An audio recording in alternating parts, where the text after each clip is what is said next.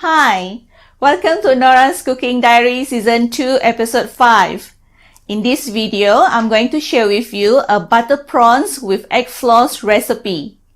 Deep fried prawns in golden egg floss is a beautiful and tasty dish.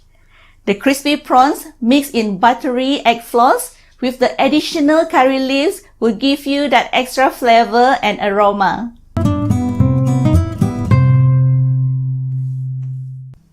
This is a well-known dish in Malaysia that is popular with the young and old. The key ingredients for this recipe is prawns, egg yolks, and curry leaves. Making the egg floss is the hardest part in the recipe.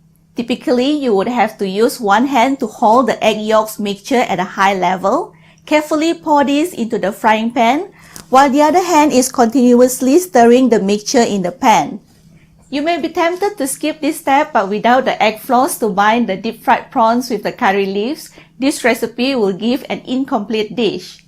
Keep watching and I will share with you the easiest way to prepare the egg floss and how I cook this butter prawns with egg floss recipe. Happy cooking!